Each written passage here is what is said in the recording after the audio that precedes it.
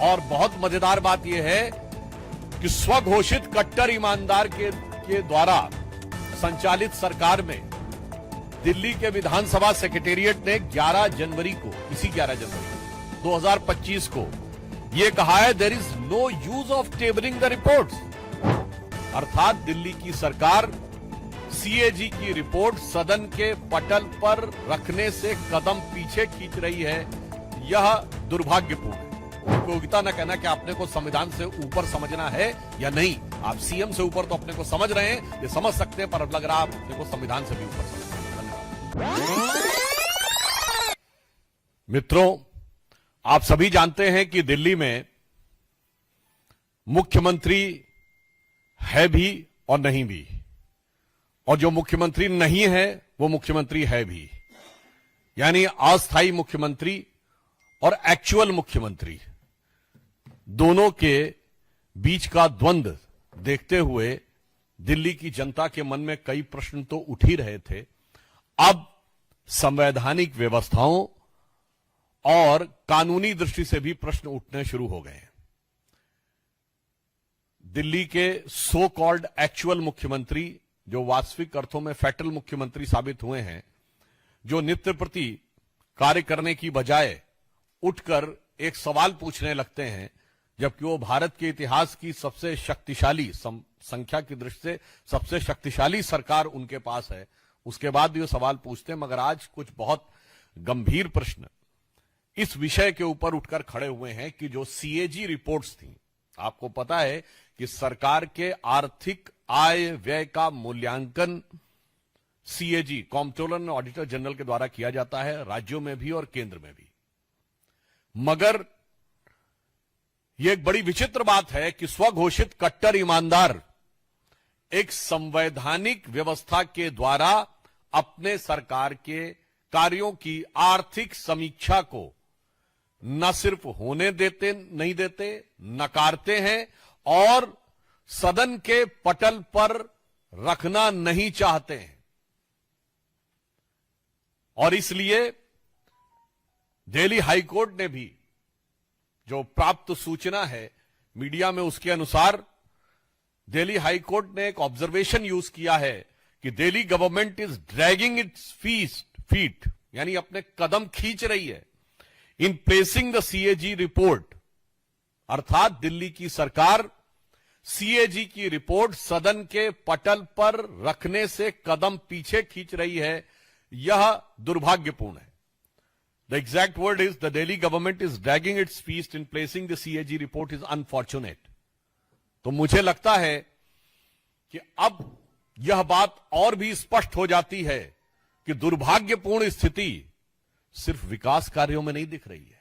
दुर्भाग्यपूर्ण स्थिति सिर्फ पर्यावरण में, सड़कों पे, जल भराव में और सरकारी व्यवस्थाओं में ही नहीं दिख रही है, संवैधानिक व्यवस्था में भी अब यह दुर्भाग्यपूर्ण स्थिति दिखने लगी है। इससे पूर्व करीब अक्टूबर के महीने से लेकर आज तक तकरीबन 1 दर्जन सीएजी की रिपोर्ट्स हैं, जो आर्थिक समीक्षा की रिपोर्ट्स हैं दिल्ली सरकार की, जिसे कि दिल्ली के विधानसभा के पटल पर नहीं रखा गया है, जिसको लेकर प्रश्न पूछे गए हैं और न्यायालय के द्वारा भी यह प्रश्न उठाए गए हैं। और बहुत मजेदार बात यह है कि स्वघोषित कट्टर ईमानदार के द्वारा संचालित सरकार में दिल्ली के विधानसभा सेक्रेटेरिएट ने 11 जनवरी को, इसी 11 जनवरी 2025 को यह कहा है, there is no use of tabling the reports. यानी कोई आवश्यकता नहीं है रिपोर्ट्स को टेबल करने की, जबकि हमारे 7 विधायकों ने इस विषय को लेकर लिखित प्रतिवेदन विधानसभा अध्यक्ष को दिया कि जो जो सरकार की आर्थिक समीक्षा की रिपोर्ट्स आ रही हैं उन्हें सदन के पटल पर क्यों नहीं रखा जा रहा है। मगर मैंने कहा ना, स्वघोषित कट्टर ईमानदार अपनी सरकार की आय व्यय का लेखा रखने को आवश्यक नहीं मानते, जबकि न्यायालय उसको दुर्भाग्यपूर्ण मान रहा है। इससे यह साफ हो जाता है कि ये एनार्किस्ट तो है ही, यह आपदा तो थी ही, आर्थिक आपदा भी है, राजनीतिक आपदा भी है, विकास की आपदा के साथ साथ अब आम आदमी पार्टी की सरकार में संवैधानिक आपदा भी है।